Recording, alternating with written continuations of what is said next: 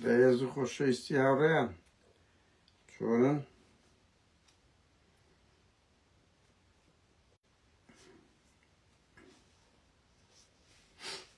خێربێن؟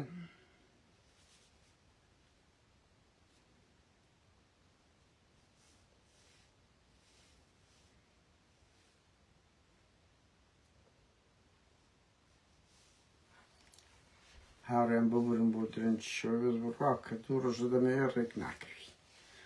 دوو ڕۆژە دەمانەوێت قسە و باس بکەین ڕێک ناکەویتن چ بکەین؟ بەهێز و خۆشەویستی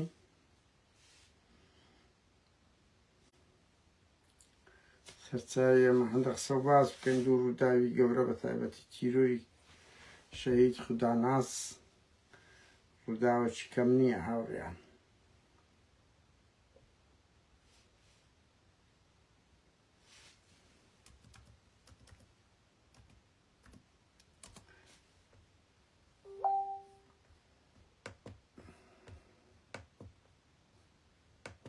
سەرچاوی ئێمە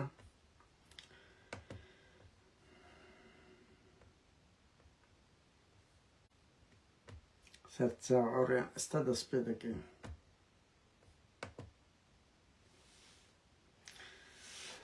هاوڕێنەوە چەند ڕۆژێکە کە چەند برادرێک بە تایبەتی کاکەرزەر سوورچی شەو ڕۆژی خستە سەریەک بڕوا بکەم بەس ڕێبەر ئەحمەدی بگرێت. ڕێبەر ئەحمەد ئەو وەزیری ناوخۆی زۆر بە کەڵەگایی لە کوردستان دەیان کەسی گرتی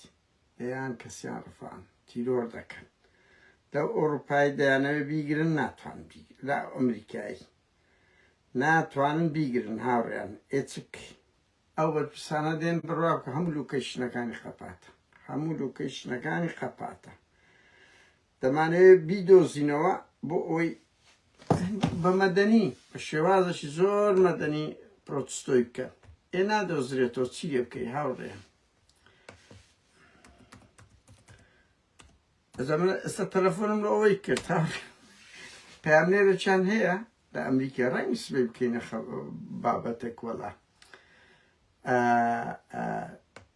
لۆم کردنم سەر کوردی پێ تەلەفۆنم بۆ کرد هەر یەکسەر قەپاتی کرد وتی بەس پێم بڵێ چێ ئەو تەلەفۆنەی منی دایتە تو وەرە ڕۆژنامە نووس هەر زانیتم دەنگێکشمان لۆ بەجێ هێشت هەر زانیتمان ڕۆژنامە نووس مەسئول لی دەترسێت کورۆ نەمازانێت ئەوە پارتی ڕۆژنامە نووسەکانیشی دەترسێن ینی بەڕاستی جوانیە ئیترەوە چەند ڕۆژەکە دەمانەوێت بە دوای کاک ڕێبەر ئەحمەد گفتوگۆیەکی مەدەنی لەگە بکەین بەجددی ینی کاک ڕێبەر کاچی خۆم ئەتۆ پلەکی باڵای حکومیتیە لە کوردستانی کەس نادگاتی خەڵک خۆیتی لێرە بە دواتچوون کە بزانی لە چی خۆ هەر ئەوە نییە بەزای کوردستان 20 ساعت لقا بکەن باشە خەڵک شتەیە پرسیار لێ بکە یان ئەوە تا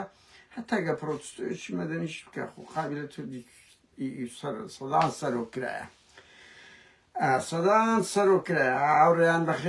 بەخێر بێن بەرحاڵ لە دووشەمێژ نێتیر دێ بەداخەوە من یەک حاڵەت بڵێم من کاکمەکیمانەیە کاکمەکیش ئەگە بچی پێنج کەسی هەواڵگری ئەلمانی لەگە خۆی ببا و تەقدیم بکە و نازانم بە هیوام دووشەم نێتیروان بارزانانی ئەچێتە بەرلی تکایە شەرمە کورە وەڵڵا شەرمە کاچ خۆم خۆتو ناچی بیکوژی خۆرە دەچی خەبات دەچی مەدەنی بکەی ئەوە لە هەموو شوێنە خەبات کرایە بڕۆ کاکە بداوای ئازادی دۆ شێروانی و گۆدار و قارەمان و ئەو گەنج و مەنجانەی بادی نامکە دژی تیرۆر ئەوەک لە بەرامبەری بەرزکەوە کاکە هێلکەی لێمەدا تو بڕوات پێنی هێلکەی لێمەدا بەس بڕۆ دوو دروشم بەرزکەوە کورە وەڵی ئینسان زاری وە شەرم دەکات لەنا ئەو هەموو کوردەی ئیلاهی بە قسە بە دروشم کورە هەموو یێرە ئێڵە بڕوان بە خەبای چەکداریە کورە با بەواز بینە چەکداری بڕۆ بەردەم مەسوولەکی برێ ئازادی باشە نێچیر دێ بڕۆ بەرە بەردەمی تخوا شەرم نیە لەو بەرلینە گەورە و گرانەی دوو کەس جورئەت ناکە بچێتە بەردەمی لەو ئەڵمانیایی یعنی بەجددی ئینسان زاری وە بێزارە بی بەجددی خوا مەعقولە هەموو جارێ ئەمە بچین بلیت ببڕین و بچینە وێندەر یعنی بەجددی بەس ئەمە ڕەوەندی کوردین بەس ئەمە هەن لۆ ڕەخنا لۆ سەرنج لۆ تۆمە دروستکردن لۆ بۆڵە بۆڵ هەزاران کەس دەبینیتن دەتکوتی یەک غەڵەت لێ بینی دوو مەسوول دێ بە شێوازێکی پۆلیس لەوێن دەرا حیمایەت دەکا هیچ لەگە ناکرێ چاوی من تخوا معقولە زۆر جێگای داخە بەداخەوە جێگای تاسفە دەبێ ئێمە ڕەخنە لە یەکتریش بگرین کاوریان خوا معقولە ئەو هەموو بڵندگۆیەمان هەیە ئەو هەموو ڕێنیشان دەرە واعز دەرو ئەوەمان هەیە کەسی بەرپرسە شتی هەموو بدەتە پەنجەی دەست کورە چاوەکەم قسەک جورئەت بکەن هاوڕێیان کاک ڕێبەر ئەحمەد بە هیوان خۆی دیار بخا ئەو بۆ هەفتەیەک بڕوا بکات نازانرێ لە چێە دەچێە کاچی خۆم تۆ مەسوولێکی باڵای حکومی دێ ئەمریکای بێگوما خەڵکەکەی ئۆپۆزیسیۆنە ڕەخنەگرە ڕەخنە لێدەگری هیوادارم لۆکەیشنەکانت کێوە بڵێ بابەر سبەی لێرە ماسی مینارێک دەکەم کورە لە ئەمریکای بەجددی 1000 پارتی هەیە تا دوو ئۆپۆزیسیۆن هەیە ئێ باشە تخوا منتقە لە دە و دوو سێ کەسەی دەترسن کوا دەبی کاک ڕێبەر خەڵک بە شێوازی مەدەنی و چینگۆ نییە نە دەگری نە دەکوژی نە تەعزیب دەدا نە بێقانونی دەکاتن شتێکی زۆر مەدەنی دەکرێتن هاوڕێیان کاکە خوداناس بەداخەوە تیرۆرشکە تیرۆر هەر تیرۆرە هاوڕێیان کرکوباڵی نییە پاسا و هێنانەوە نیە ئەوم هەندێک کەس دەبینم نییە کرد چیرۆ دەدوستەوە پاساوی ئەوە وای کرد ئەوە وای کرد وەڵی ئەوزە نییە ئەو خەڵکانی ئەو پاساوانە وەرە بڕۆ سەیریان بکە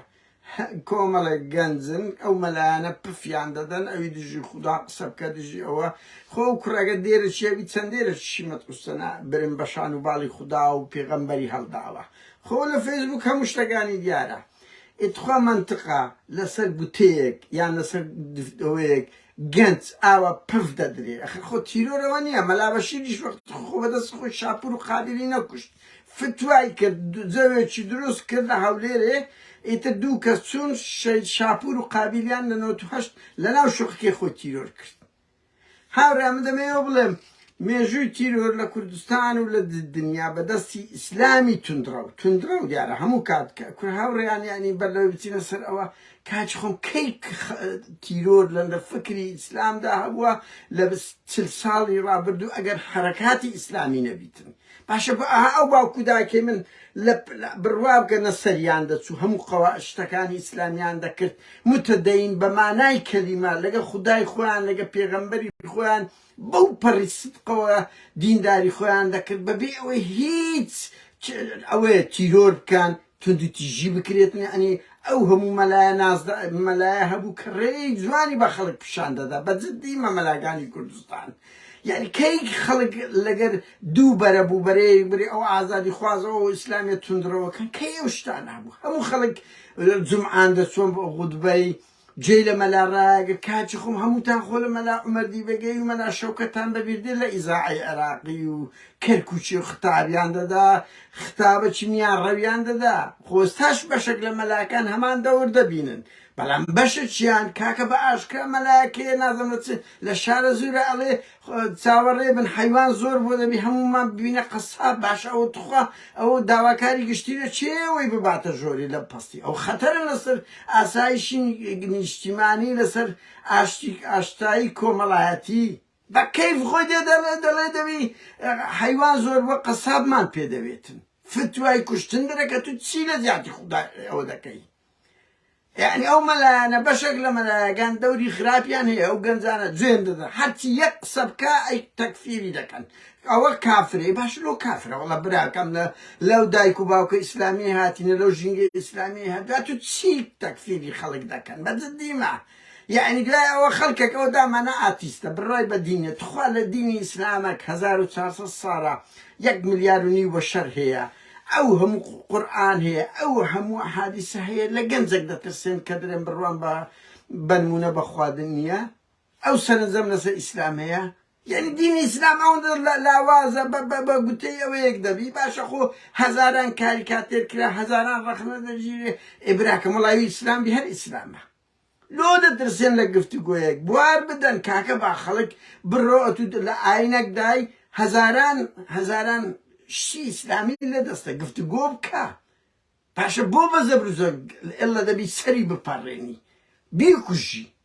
باشە ئەمە دژی پارتیوێچێتی نەبەرەوانە توندی تیژی دەکەن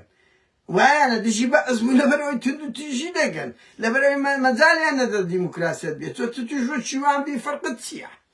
تۆ ئەمە هێشتا پارتیمان لە کۆڵ نەبووی تۆ کە مەجال لە چاو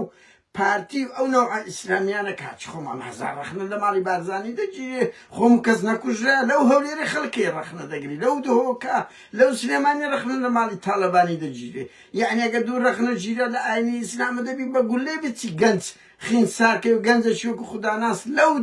چەمچەماڵە پڕ لە تند و تیژەی هونەر ئەدەبت ئەوە دەکاتن چۆن دەگرێتن چ نموزەکە ئیسلامیەکان ئەوانە پیشان دەدەن کە ئەوی قسە بکەوتەی بدەن و سەری ببڕن و ئەوە بێ باشە چ ئەلێستاکەەوە کاکە بە ئەمە سەنگەرەکان بزانین ئێمە خۆ دژی پارتی و چێتین هەموو هاوڕێمانن هەموو دۆستمانن لە هاوزمانمانن ئێجد تو بێی هونەر مەمنوعکەی ئەدەب مەمنوعکەی سینەما مەمنوعکەی شعر مەمنوعکەی تێدەگەی بڵێ ئەوە شتێ هەموو شتیشی کافرانە خۆشتیچت پێ نەبی هیچت پێ نەبی بەس بیترسێنە و بەرتیلی بدێ حۆری دەدرێتی کاچ خۆم خەڵک لەو سەردەمەی پێویستی بەوەیە مێشی تێبگاتم بڵێ چم دەدێ لە پای ئەوەی دوای زۆر سەیرە یعنی بەجددیمە دێن دەڵێ ئەوە دژی خوددایە باشە باشە ئەبوو چیچۆ هاتەوە هەولێر و دهۆچێ بڕۆن دەیان ڤیددیوی هەیە دەڵێ قسە بە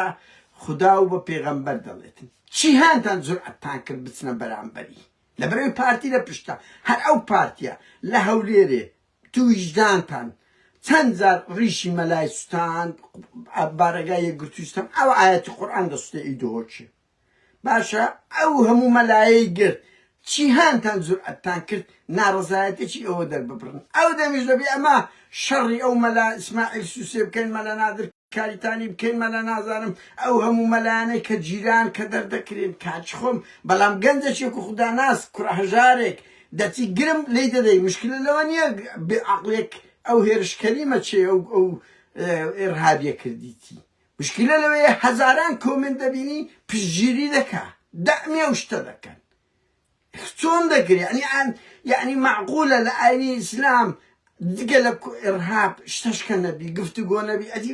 قورئان نارێ جادلهم بالەتی ئەحسەنی کورە کاکە عیب باشەوە چ پەروەردەیەکە یعنی ئەستا ئەمن دامانە کابرایەکم لەگە سەرنجمێ لەسەر ئیسلام تخوا معقولە دوو قسەم کرد یان لێرە جوونت پێ بدرێنێکێک بێ بداتە بەرگولای یعنی زمانەشکە نیە ئەو دینا ئەوەندە لاوازە نەتوانی گفتوگۆیەک بکە نەتوانی بە تەبلیغ موقفە چی نەبی قەناعەتی پێ بکە کورە کاکەمە لە سەردەمەک دەژین 2023 بە قوربان خەڵک دەیە بگاتە قەناعەت علم پێشکەوتیە تەکنۆلۆژیا پێشکەوتیە زانستی تۆپ پێشکەوتیە دوای ئەو هەموو درۆیەتان لە چییە بە مەبدە نییە یعنی جگەلەوەی وەکو پارتی و ئەرهاب و بزان لە دەڤەری زەرد پارتی ئەو هاتووندا یەک ئیسلامی توندڕە و دەوێری سەردەر بکە یەکەجان دەوێرن سەردەر بکەن لەبەر ئەوەی دەزانن دەگیرێن بەس وەرە هەر ئەو کوڕە هەژارێک ئێستا لەو هەولێرەی شتێک بکە لەو دهۆکەی هەزار کەس لێ قید دەبتەوە ناوێرن لە کۆمنتیش بەشی زۆریان دوو ڕەخنە بگرن دەهاتوو ئەگەر دژی تیرۆری پارتی تیرۆر هەر تیرۆرە خۆ تیرۆری جوان ناشرن نییە ئەتو ڕۆحی ئینسانێک وەربگریەوە لەسەرەوەی فکری کردیە هاوڕیان ئەمە لەنەوە ئەو تەجروبەیە زۆر کە دەڵێن خەتەرەی خوداناس دەزانین بۆ لەبەرێ من بۆ خۆم لە هەولێر بووم لە نۆچیەک بەڕاستی قوربانی دەستی باڵەکی باڵک دەبێەوە بڵێن ئێستاش باڵەکن ها باڵەکان لە ئیسلامیەکان بە خەباتی پەرلەمانی دەکەن مەدەنی دەکەن میدیایی دەکەن وە گفتوگۆت لەگە دەکەن و شێوازەکی زۆر مەدەنیان هەیە ئێمە دەبێت لەگەرەوانە گفتوگۆ بکەین و حتا ئەوانەی توندڕەویشن هانی هەم بدەین کاکەواز لەو توندڕەویە بینن چکو برایمانە بنەماڵەی ئێمە خزمی ئێمەنە کوردن لەو ناوچەناوە دەبێ بە دیالۆگ قسەیان لەگە بکرێن نەک هەستیان زۆر بریندار بکەم لەگەڵ ئەو تجاهە نیم بەڕاستی دەبێت گفتوگۆیان لەگەڵ بکری کاچ خۆمەرە ئاینەکەی خۆت بە شێوازێکی دیموکراسی مەدەنی بڵاوکەوە وەرە قەناعەتم پێ بکە کە سەرنجێکم هەبوو لەسەر گەنجێک چی وەکو خوداناس تەمەنی 25 ساڵە لە بڕی ئەوەی بچن بە نەرمی گفتوگۆ لەگە دەکەن چێ بە گولە دەکەی ئەخر چێ بڕوای پێ ئەتۆ ئەوڕۆ گولت کرد یەکت کوشت دووت کوشت سێت کوشت خەڵکی دەچی دەتکوشتەوە خەڵکیش ئەلتەرناتیڤی دروست دەکات لە دژی ئێوە هیچ ئەوە نابی هاوڕێیان کاکە خوشکان برایان ئەوە دیاتێ بە شەرەفی بچووکترین وشەت لەسەر ئەوە دەکەن وەرە بڕوا بکەن دەزان یەکەم تیرۆری سیاسی لە باشووری کوردستان مامۆستا جەمال عیرفان بووە لە سەردەمی شێخ مەحموودی ئاوە ئیسلامیەکان بەشێک لە ئیسلامیەکان هات بۆ دیلی ڕووز بوو عوسمانی بوو دیل بوو جیرا بوو متەئسیر بوو قسێک بە ئەفکاری بەلشەفی هات بۆەوە کوشتیان جەمال عیرفان شتێکی نوێتری پێ بوو لە چاو خەڵک کوشتیان هەتا پیرەمێردیش بدایەت هەڵات بوو دەڵێن هەڵات بوو کاکە عەبدولخالق مەعروف ئەم لێرە تاوان لێرە داوای لێبوردن لە کوڕەشی دەکەم کە گوتم بوویتە پارتی تەقییمەکەم غەڵەت بوو پرسیم وتیان نا وەڵی نەبووینە پارتی فەقیرانە داوای لێبوردنیان لێ یەکەم مامۆستا عەبدولخالق مەعروف لە کتێبی ئادەمیزاد لە کۆمەلگای کوردی باشە چ سوکاتی کرد گفتگوۆیەکی زۆر هێمنانە لەگە دین دەکات ئێ باشە لەو کوشتە بەجددی لە نێوان بەعسیەکان و ئیسلامیەکان دیارە بەس ئەو دەمیش هەندە مەلا چوون سەدان کتابیان لە مەکتەبەکان دەکرێت دەیان سوتان کورە بابە ئاینی ئیسلام وا زەعیفە ملیارە و نیو ئینسان بڕوای پێبی 1400 ساڵە هەبیتن تۆ لە عەبدولخالق مەعروف دەترسی تۆ لە خودا ناز دەترسی چاوەکەی من کوشتیان شەرعێتیشی پێدەدە مشکلە لەوە نییە گەبرەی شتێکی فەردە بەس بە هەزاران دەبی دەستی خۆش بی ئەوەی دژی خودابی قسەی لەکەم تاان ئەو خودایش بەستە بۆ کوڕهەژارەکان هەیە لۆ سوڵتەکان نییە ئەو هەولێرە بوویتە قەحپەخانەیەکی گەورە وایان نا ئێخۆ دژی مەبادی ئیسلامە دڵنیا ئێ باشە لۆ نابینین ئیسلامیەک نییە هەڵوێستەکی ڕادیکاڵانەی هەبی لە بەرامبەر ئەوە نامێرێت قسەش بکەن دەیان مامۆستای ئاینی جیرا نەقڵ کرا ئەوە بەس پێم برێت تەتەوڕاتی ئەو خەڵکانەی کە وا خۆیان گفت دەکەنەوە لە بۆ گیانی گەنجەک یان خەڵکێک ڕای جیهادی چیان هەبووە بۆیە مەسەلەکە درۆیە مەسەلەکە بڵێ داکۆچی لە دین دەکەم بە ئاسی ئەوەی دەست و بێدەستە دەستی دەرەقەتی کوڕە هەژارە شوێک خوددا ناز بێن ئەوە خینی سار دەکەنەوە گەنجێک هەان دەدەن برن بڕۆ بیگوژە ئەگە ناوە چەمە لە عەبدوڵەتیف سەلەفین لەولا تەحریزی خەڵک دەدەن لەولاش ئاوات بە شانوباڵی مەسعود بارزانی و ڕێبەری و ئەوەی دادەبێستن هاوڕیان جگە لە عەبدولخالق مەعروف کە تیرۆر کرا بڕوا بکە نۆتیەکەوە ئەمە لە هەولێر بووین مەلایەکە بوونە عەبدولغەنی بوو لە باڵێکی بزوتنەوە ئەوە لەگە پاراستن تەنسیقیەوە من دەقیقم لەو زانیاریە ساڵۆنیان دەتەقاندەوە بەخۆ باڵێکی بزوتنەوە لەگە پارتی پاراستن ئەو ئازاد بەرواریە سەرپەرشتی دەکرد من بەرپرسم لەو زانیاری خۆم ساڵۆنیان دەتەقاندەوە تیزابیان بە ئەلاقیشناندا دەکرد هۆی هایان دەکرد و هەولی تیرۆری خەڵکیشان دەدا هجومی سەر بارەگاکانی مەسەلەن لە هۆڵی میدیا 95 ئازار مارس بوو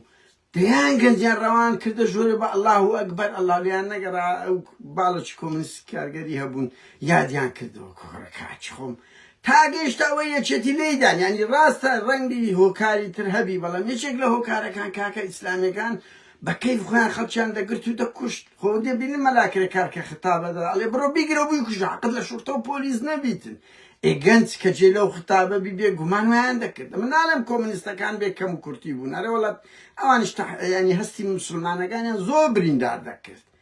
لوغەتیەوەنەوە بەڵام کاکە خۆمە لە هەولێر بووین دەزانین تا ئاسیەوەی شەید شاپور و قابل شەید کرا تا ئاسیەوەی لە نۆتنۆ فەرهاد فەرەت شەید کرا لە سلێمانی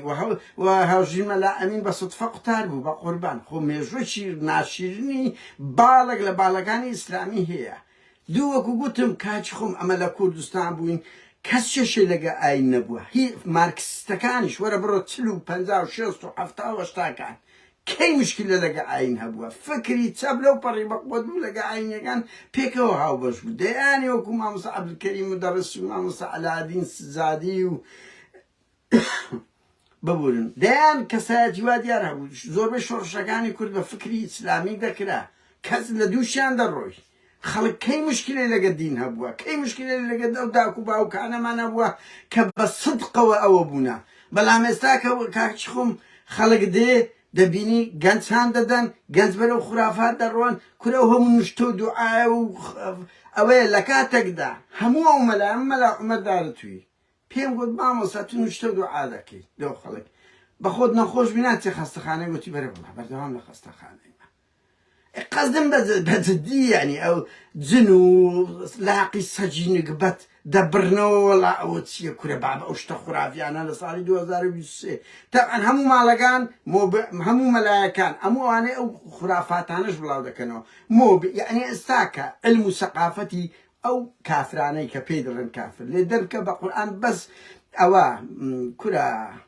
زي بن دانشني ما بن دانشني لقل مسينة كان دمينيتو هموش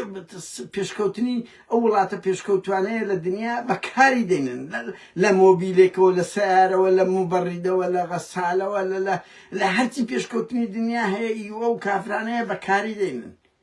يعني أو تدين لو أوروبا هزار درو إذا كانت هاي قامة وردقرن هرتي باري حرامة وردقرن يعني قسم لجنزكانة كاتشخم برايم في مكان أما ليرين بهزاران نزقوت هي بقربان بهزاران ملا هي باري أو سوسيالة ورقرن باري أو حكومتها مكتب كتاب خانة همو أوانا بشرش بباري دخلي لشفروشي وعراق وأشتانية وشي قزوي دخود هذا استعولا دليري ومشك حلالة يا حرامة هموش تجي لأخوائي باري حرامي أولاتانا ده سيدك أري أو مشك حلالة يا حرامة يعني قزمان ليري باشا بو توجهها معتدلة خول أوروبا جسا وقت خوي كني أو مسيحي كان ما تندو تيجون استاد شوازة شي مرنيانة حزب المسيحي كان لو خوان بخباتي برلماني ميدياي إيش دكان إكاتشخم لكردستاني جسا زي دس خوشي قرتو كومالا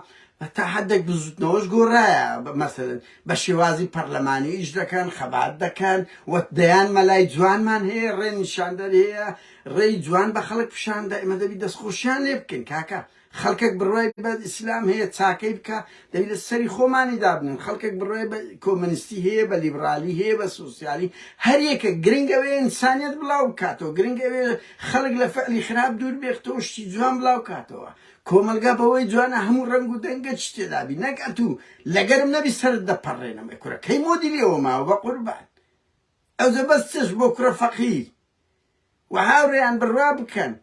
توزن شورش عربي عراق شورش بهاري عربي يجيك لسبب هر الرئيس كان او قرباني قورا او همو تيكوشانا او شورش جوانا اسلاميا تندروا كان كشتيان همو اسلامي كان هاتنا بيشو او جروبا بتايبتي او جروبا سنوش سنة كان زيادة بس كان جو بزانا لعراق دقري لسوريا دقري لليبيا دقري او شورش ناس داريان تيكو بيك دات خلق طاقتي لما شورش هم تمنى يقرانا ويستمع ديكتاتورة كان دكان لما صار دقري كاتشخم خلقوني أنا خبات دكالة بيناوي آزادي تقول اشتشلوي خرابتر بين السركار هل او عراق خومان تخوا شيعة كان هابين سر حكم تنموز درجان بشان دايا او سوريا او ليبيا او تونس او بس بير لو دا كانوا بإرهاب بكاربين كاتشخم خلق لزردمك درجي قبولي او عقليتينية بزورم ليه خلق هي مشك دا فرستي تيلي داكي مشك دا فرستي هي فيل دا فرستي كاتشخم هي مانغا دا فرستي او قناعة تيلي داكي بزورم ليه كردي يزيدي لو خوي قناعتي خوي هي تو شرعية تصورك عندك لو إسلامي أنا بدل بيان خوش بدا شوان لقى أبرا كردي يزيدي أنا كرجني كردي دفروش من داليان دفروش قتلو كومال كوجي كران بيان زور عصرية تفكري هيك بقربان تو دو سردمي دبي خدا بيرو باورش مهرباني بدي عينكت مهرباني بدي أنك أبدر رقيب شام بدي كو خلق برو دين درب نلا 1 مليار نيو هي بقرآن لبيشين شي بديت 100,000 كز نامينه تو ينقو بعض كان او ينقو دلين كاتشخم خلق بلو بهوية المسلمان انقو دبين موزدك بشامدن خلق برو دين راب چشنو نك او والي بكي لو سرده من كاكا قنت تينوي هنرا ادبا شعرا سينمايا فيسبوكا نكتيا مسلسلة اتو لي قدا غدكي تسيدة ديالا بلانبر اوا مردي بهشتيه مردي اگر خرافه بكي سيري اوانا بكي لكوية جهنمي داد كوجي يكورا بابا خلق بسا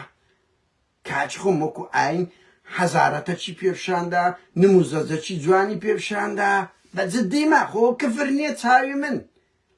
يعني جاريك ما قصدا كين كافرية تو چيك اما دكي كافر كلو دايكو باوكو اسلاميا نبوينا دايكو باوكو اسلامي غاني اما لحمو ملانا كاو قصانا دا فيرنگو دا كان پاک و دڵسۆزتر بوون لەگە خوددا و لەگە پەیامبەریان.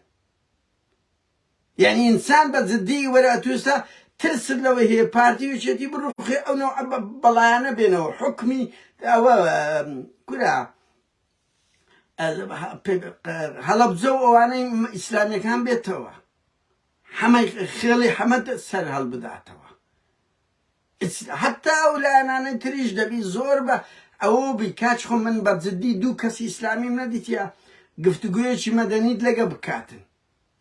بە دەکمەندەیان بینی ئەوە جگەلەوەی کاکەم لەو ئەوروپاین تەحەدا دەکەم ئیسلامیەکان ڕۆژێک لە ڕۆژان وجودە چانە بەرامبەر خەباتی جەماوەری مەدەنی هەبی ناڕەزایەتی چیان کردبی ئەمەش دەبی خەمە خەباتیان لۆ بکەیت دەڕێوە لە بۆ خەبات لۆ مەلاکرێ کار ناکەن و مامۆستا ئیسماعیل سوسێ ناکەن لۆ ئەوەی ناکە ئەدی بە خۆتان بەهەرحاڵ هاوڕێیان ئەوەی ڕوویدا لە بەرامبەر کاکە خوداناس شەید خوداناس تاوانێکی زۆر گەورەیە پێشی نەگیرەوە نۆتیەکەکان دێر هەموو ئەوانەی لە هەولێر و سلێمانی دهۆک بوون ئەزانن لە نۆتیەک کە باڵێکی بزوتنەوە بە تەنسیق بە پارتی من لەوە بەرپرسم پارتی دەمی مەلاغەنی و مەجموعەک مەلای یەکرد مەلایاسینە شێنە بوو یەک دوو زار هاتر گیانی ئێمە چالاکیمان دەکرد خۆ مەس لەو گروپانە نەبووین مەزەن دژی دیبی بە جددیمە بەس ئەو کات ئەفکارێکی پێشکەوت و خوازیمانە بوو بە جددی یعنی پارتیوێکێتی نەبا نەیان دەداین هەلەیان دەداین چەندین جار مناسەبەتەکانیان تێکەدا کاچ خۆم تۆ 5,000 مزگەوتی لێگەرە با خەڵکەی سەجادەی فعالیەتی خۆی بکە ژیان بەو هەموو گوڵە ڕەنگا و ڕەنگەوە جوانە ئەوە زۆر خەتەرە دەبێ هەموو خەڵک بەدەنگ بێت ئێمە نامانەوێ ئەزمموی سووریا و لیبیا و ئەوانە دووبارە بێتەوە و ئەو زەخیرەیە وا دەکا پارتیوێکێتی هێزیان پێ ببەخشێتەوە بڵێن کاکەگەمە بڕۆین ئەوانە دێن بە جددیمە یعنی هەمومانەوە دەکە نەرم بین لەگەر پارتیوێکێتی کە ئەو نموزە جەهبی ئەگەر ئیسلامی دەیەوێت دەبێ خۆی بگونجێنی لەگە دیموکراسیەت ئەگەر بڕوات ئەگەر ڕەخنە دەگری لە پارتیوێکێتی کە دیموکراسی نییە ئەدی بە خۆت چت زۆرە دیموکراسەتەکەت هەیە ئەو ئێرهابە یعنی و من دەزانم ئەو فەسا ئەو گەشەکردنەی و گەنج کە هان دەدرێ بەرەوە دەڕۆ لە بێکاریە لە سیستەمەشی دیکتاتۆریە لە تاوانە لەو شێوەزە حکومڕانیە ساقیتەیە کە پارتی بە تایبەتی پارتیوێکێتی کە کوردستانیان کردە پڕ لە مەلهاو ئەوە کردیە گەنج هان دەدرێتن بەرەو ئەو جەهەت ڕادیکاڵە ئیسلامیە بڕوا کە ئێمە دەبێ هەوڵ بدەین لەگەر معتەدیلە ئیسلامیەکان بگونجێن گفتوگۆ بکەین ئەوانە براو خوشی ئێمەن کاکە لەو کۆمەلگایە بە پارتیوێکێتیەوە چیان لێ دەگەی دەبی دیالۆگ دروستکەین نەک ئەو شێوە تند و تیژە یعنی کارەساتە کارەسات ئەجە من هەر ئەوەندە دەڵێم یعنی ئەمن بەشی زۆری ئەوانەی کۆمنت دەنووسن بۆ لەیان ناپرسن ئەو چوو هاتەوە چیانتان وێران بچن تەسەڕفەک بکەن ئیخۆ هەزار لایڤی هەیە دژی خودا و پێغەمبەر پارتی تێم دەگەی وەڵای ئەو یەکێتیە دەیان کادیرینگۆی ئێستا شوم بزر کردیە ناوێرن برن لەر بەڵام کوڕە هەژارێک کەسە قسە بکە یەکسەر تەکفیری دەکەن و بدەیکوژن ئەخر ئەوە درۆست نینتان پیشان دەدا ئەگەر تو بڕوات بە خودا هەیە لە بەرامبەر ئەوەی هەر کەسە کەفری کرد ئێبڕۆ لەوانە بدە لەو زاڵمانە بدە لۆ دەچی لە کوڕە هەژارێکی خودا ناز دەدەی ئەوە لۆ زمانی یعنی وەکو گوتم هەزار جارە ئاینی ئیسلام 1400 ساڵ قورئانت هەیە 1400 ساڵ مێژوەکت هەیە ملیارە کونی و بەشەر لەگەرتت خوا شەرم نییە لە گەنجەک دەترسێن قسەیەک دەکا ناتوان دیالۆژی بکەن ئقناعی بکەن ئەی ئەو خدایە و زمان و دەوەی لۆ دایتە من و تو ئەو مێشکە لۆ دایتەوە من و تو ئەو قورئانە لۆ تو نادیە کە لۆ شەرعکردی لۆ خۆت فکری خۆت بەو شێوەی بڵاوکەوە بەداخین کارەساتی خوداناس زۆر گەورەیە هاوڕێیان پێش بەو ڕەوتە توندڕەوە ئیسلامی نەگیرێ کە بەشێکی خەتا لە پاڤل تاڵەبانیە مجاملە عەبدولەتیف و مەلاهەڵۆ و نازام چێ دەکەن کاچ خۆم خۆ دەگەنج پێکەوە خرتۆ دەیگرن ئەوە کەی دیموکراسێتە تو گەن مەلایەک دێتە سەر تەلەڤیزۆنی لە میدیا ئەڵێ حەیوان زۆر بۆ پێویستمان بە قەسابە واتە سەری هەمومان ببڕن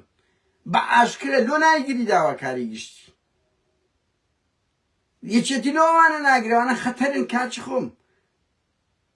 یعنی من ناڵێم پارتی ئەوەیە بەس پارتی مەجال نادا خو ئەو لە ئێرهابەوەیەتی نەگلەوەی کە باس پێ بکە ئەوانە خەتەرن سکو هەر فکرێش کەش لە بن دەسەڵاتی پارتیکە شەبکە لی دەدا بەس بەلای کەم یعنی ئەوە لەسە لە بن دەسەڵاتی پارتیە و خەتەرە هەرسی پێ ناکرێت ئەچەنە و دامی سەرەفیەکان دەکات دامی عەبدولەتیف سەرەفی دەکات من یەقینم لەوەی دامی دەکەن عەبدولەتیف سەر بەس دەفتە کارەسات هاوڕێیان ئەو تەجروبانە زۆر سەقەت ئەوڕۆ مەلا بەختیار قسە چی کردە تەسەوڕکەن حزب الله و حەماس بڕۆن بپرسن لە مێژووی بدایەتی دروستبوونیەوە ئیسرائیل لە دژی چەپەکان درستی کرد بۆ ئەو بەڵایە لە بۆ خۆی بۆ ئەو بەڵایە لەو خۆی ئێستاکە دەعمی حرەکاتی ئیسلامی ڕادیکال من ڕادیکالەکان ڕادە توندڕەوەکان ئەوانەی پەنا بۆ تند و تیژی دەبن زۆر خەتەرە هەتا یەکێتیش بدایەت بۆ زانیاریتان ئەوە زانیاریە لە بدایەت دەعمی دروستنەوەی ئیسلامی دەکرد دەگوت ڕەجعیە و لە جەماوەری پارتی دەباتن دوای ئەو بە خۆی دیچیت بوونە چ خەتەرێک لەسەریان لەسەر هەموو کۆمەلگا و ئەوانە ئەوهایان لێ هاتبوو منەتی نەحکومەتی هەرێمیان دەگرەوە دیتا مەلاکرێکارێکێک لە خەتابەکانیە هەمومان لەژێر دەسەڵاتی ماوە بزوتنەوەی ئیسلامی باڵەکیان هەبوو بەلایکە هەر بە کەیف خۆیان حکومیان دەکرد بۆیە هاوڕێیان بیری توندڕەوی لە مارکسیستەکانیشە بوو ها من ئەو ڕۆژەکان لە برادرم گوت بە شەرەف لە مارکسیستەکانیش هاتنە دەسەڵات هەماشت بوو تەجروبەی سین و ئەوانە کەم سەردەمەکە لەو بیر و باوەڕەدا بووم کە زۆر غەڵەت بوو کارچی خۆم زۆر غەڵەت بوو دیکتاتۆریەتی پرۆلتاریا و شەرعیەتی شۆڕەژێڕی و تێدەگەی کورە بابا قسانە هەموو ئێرهابە بەجددیمە یانی ئەمە دەبی جەری بین ڕەخنە لەو مێژووی خۆشمان بگرین خەڵک پەروەردە دەکراوە لەوەش دیکتاتۆریەتی پرۆلتاریا و شەرعیەتی شۆڕەژێڕی وەڵای هیچ مانایەکی نییە جگە لە ئێرهاب بۆیە دەبی هەمومان بیر لە گفتوگۆ بکەینەوە لەگەڵ یەکتری هەر کەسە بیر و باوەڕی خۆی ئەوە کرد هەر کەسش پەنای بۆ تند و تیژی بێت هەر فکرێک من ناڵم هەر ئیسلامی هەر فکرێک هەر حزبێک دەبێ هەمومانی دانەی بکەین زمانی گفتوگۆ و مەیدانیەوە بێت یعنی بەدەر لەوەش یعنی ئەو قسانە زۆر گۆترا فەرەج فۆدا مەسەلەن سادات نەجیب مەحفوزیان بریندار کرد کورە لە لوبنان هونە کەسایەتیشکەی ئەوە کرد بە شەرەف ئەوانەیە و تاوانە دەکەن فەقیران هە نازانن چییە هە نازان مۆزوع چییە نازان لێ بڕۆ دژی خوددایە ئیتر ئەو گەنجە هان دەدرێت تەواو بەبێ ئەوەی بزانێ ئەو کابرایە چی گوتیە چی نەکۆتیە هاوڕیان شەو درەنگە هەرویستم یعنی بەجددی زۆر پێم تەئسیر بووین هەم گەنجەشکەمان لێ ڕۆی کە گەنجێکی بەهرەمەند لەو شاری چەمچەماڵی لەگە ڕێزم و خەڵکی چەمچەماڵ و خەڵکە تێگۆشتێک بەس یعنی دایم سعات کوشتن هەیە لەو شارەی دەبینی ئەوە گیراوە کوژرا ئەوە ئەو هونەر و ئەدەبت پێشکەش دەکە گەنجەکە تەمەنی 25 ساڵە لە هەژاری لێر ڕاتشتە ئیمارات خوێندیتی تخوا مەعقول لەسەر دوو جوملەی بچی خینی سارکەوە دڵی یەک بەربابی ئیلە الئەبەد یعنی بکێ خەمەکی گەورە ئیکاچ خۆم لۆ لە بڕی تند و تیژی ئەمە پەنا لە بۆ ئەو نەوێ خۆ برای تووە خاوڕێی تووە گەنجەکە بە زمان قسەی کردیە باشە لۆ پەنا لۆ تند و تیژی دەبەردرێ تکایە هەر لایەن و هێزێک پەنای بۆ تند و تیژی بێت ڕسوایان بکەن هەر لایەنێک زمانی زبر بە هیواشمەوە برا مسلمانانە کاکە واز بینن ئەو جملە قێزەوەنانەی ئیستفزاسمان دەکەن دەهاتوو چی ئەوەی کافر بوونی دەدێ خەڵکە کە سەرنجەکی گۆ ڕەخنەیەکی گرت گفتوگویەکی لەگەرت کرد ئەو درۆیانەتان چی ئەگەر بە هەندێکی وەڵایی هیچ شتێکی خۆتان نییە هیچ حەزارەتێکی ئیسلامی نییە هەرتی هەیە هەموو شارستانێتی ئەوروپیەکانە ئەنگۆ هەمووی بەکاردێنی بەس دێن دوای ئەوە دەرێ ئەو مریشکە حەڵاڵیان حرامە کوربا واز بیننەوە گەوت مەدەنیەتێک جوانیەک فرێدە ناو کۆمەلگاوە شارستانیەتێک پیشان بدەن نموزەرێکی جوانتر منافەسەیە منافەسە لەو منافەسە برێکاکە غەرب ئەو شتێک قۆڕە ها ئەمە ئەو شارستانیەتەمان پێشکەش بە مرۆڤایەتی کردی ئەو زانستەمان پێشکەش بە مرۆڤایەتی کردیە ئەو ئینسانیەتەمان هێنایتە ناو دنیای مرۆڤایەتی بەڵام تۆ دەتەوێت بە زەبری شوشێر بە زەبری بەلولەی گولە قەناعەت بە خەڵک بکەی ئەو باوکەتان مرد بە قوربان مرد چاوەکەم سیفەتی ئێرهابی دەدایتە پاڵتان بڕواب کە من دوایین قسەم لە هەموو ئەوروپای مەدی ڕاسیزم ئەوەندە گەشە کردی هەمووش خەتای ئەو ئیسلامیە سیاسیە کە پەنای بۆ تند و تیژی برد کە دەیان هەوێنەوە هەموو شتیان پێ دەکەن کەسی وەرە سیرکە لە ئەوروپا چ دەکەن وەرە بزان چیان لە شارستانێتی ئەوروپا کردی کەمە بەخۆشمان بەشەشی نا لەو حەزارەتی ئیسلامیە و مثلا بس كسي وشي كاكا مزقوت اللو دكاتو كاكا معاش الدداتي مزقوتي ليه دقري لو أوروباي بانك بدي همشتك الدداتي كتيبة تاوي غزب ودجمون كاري سيريان لكي منال الدباتة مكتب داد حوينتو لشير أو سيستما إسلاميانه 58 دولتي إسلامي و110 دولتش وازم قد أويه 58 وازم بس دستوري إسلامي دي بزيك ديتا هردي ديتا إيرا دري من دمي السلطة دسراتش إسلامي بسبينم إكاتش خم أدولوان هراتي دي إيرا لجر ساي أوانا هزار درو دكي هتاور بجيري أو زدي دري دبي بوشي من بي معجب تصور كان قدر ما يشريدا إيش بعيش دعوبي چەندین ئافرەتی سووری وەمایان گوتی ئەنی کاکە دێتە وڵاتی من لەناو قتاری سەیرمان دەکە بە چاوی غەزەب کاکە مێ وڵاتی من دەیەوێ وەکی وی نقاببی کاکە مێ وڵاتی تو هاتیە وڵاتی وی دەستەوێت سوڵتەی خۆت بەسەری فەرزکەی کاتە چ خۆش هاوڕێیان کاتە چ خۆش سپاس بۆ گوێ لێ ڕاگرتن